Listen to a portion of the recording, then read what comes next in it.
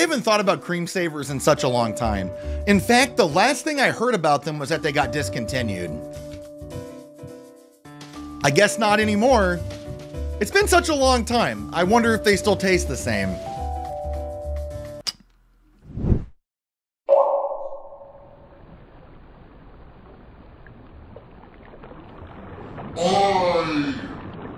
I dream of cream.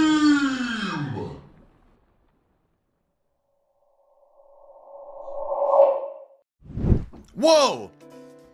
Hey, not bad. When I saw that bag of Creme Savers in the store, the very first thing I thought of was candystand.com and how much time I spent on there as a kid. Candystand.com is a website from 1997 that hosted free games.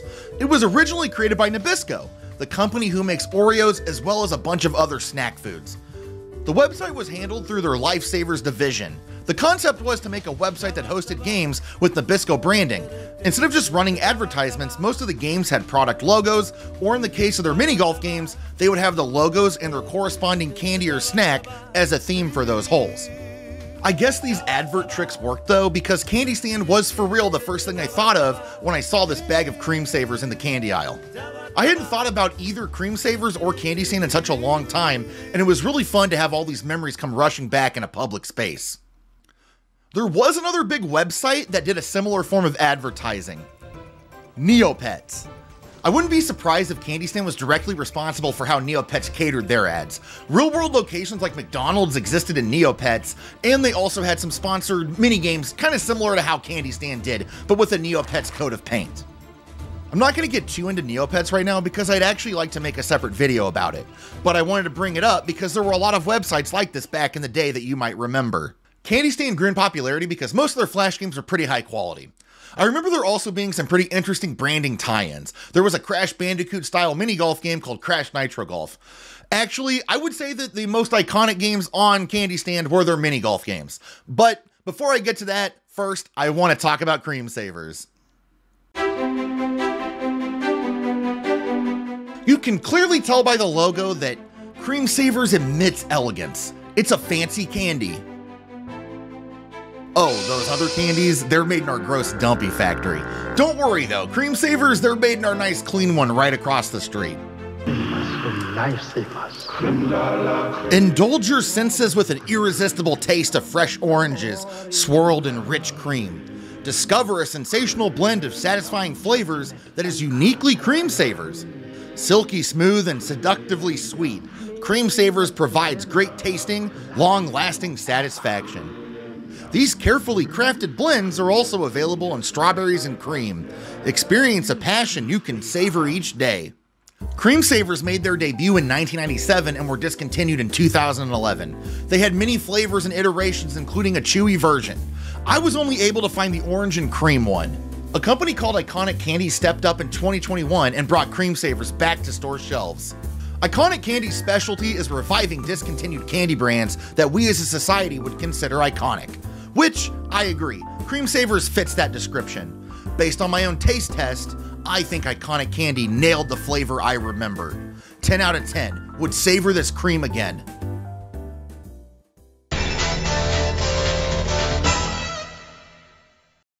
Candy Stand had a plethora of Flash games. I remember there being skee ball, pinball, and bowling. They also had a couple of casino-like games, but definitely the driving force to get me onto their website was the mini golf. There were actually quite a few versions of mini golf. Unfortunately, since Shockwave and Flash are now disabled, it has become hard to find these games to play them again.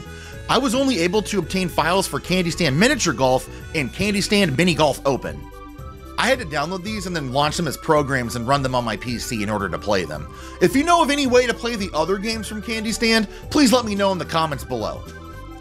I am bad at this aspect of golf, but I'm really good at this one. So I play a lot of mini golf IRL. I also play a lot of mini golf video games like Golf with Your Friends or Walkabout Mini Golf. I remember having a lot of good memories of the Candy Stand mini golf games. You could actually play these games online in real time, which was a really big deal in 2004. I was pretty excited to replay these golf games, but I was a little worried that they wouldn't have held up as well as I remember. Luckily, I was wrong.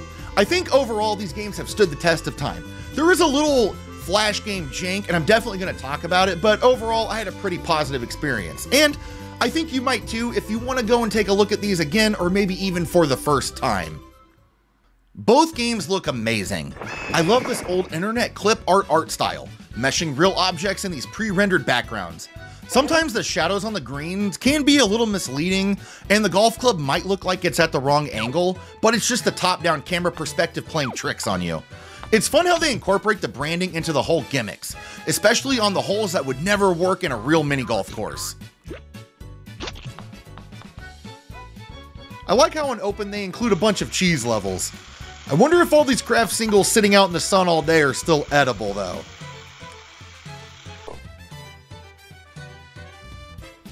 Some of the holes are super creative, although I think the 18th hole on Open was very disappointing, which sucks because it had such a strong start and ended so weak. Oh yeah! I like the Kool-Aid theme, but I think it's overly simple. All it is just a conveyor belt, some ice cubes, and a pool of Kool-Aid.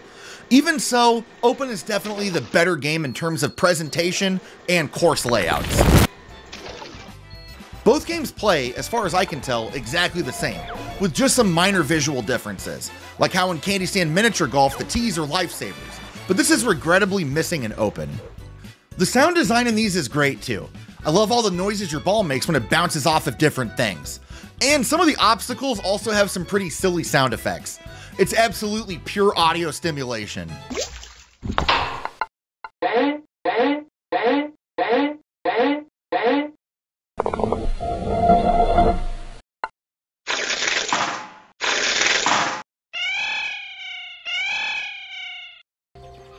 If you've played modern mini golf games, usually there is a guide that shows you how hard you hit and what direction you are hitting your golf ball towards. And if you hit out of bounds, your ball is returned to the position of your last stroke you took. This game does not offer any of those luxuries. You have to hit the ball in the direction the club is facing. It looks like you can use your mouse as an aim assist, but once you are within a certain distance of the hole, you lose pointer visibility. Also, if you hit out of bounds, you have to restart the entire hole. This hole is pretty rough because you have to get the timing exactly right or else your ball gets burned up in the factory.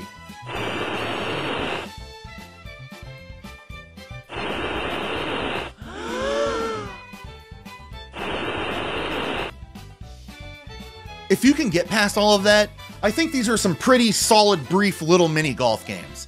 It took me about 15 minutes to get through all 18 holes, so it's about 30 minutes total for both. They are very robust, but are charming and endearing in terms of gameplay and presentation. I know I kind of laid a little hard into these games, but I did it from a place of love. I just wanted to point out their flaws in case you decided you wanted to play them, so that way you would know what you were getting yourself into.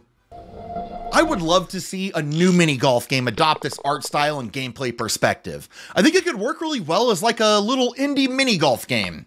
Maybe update it, give it some quality of life improvements, and make it more accessible so that way more people can play it and enjoy it.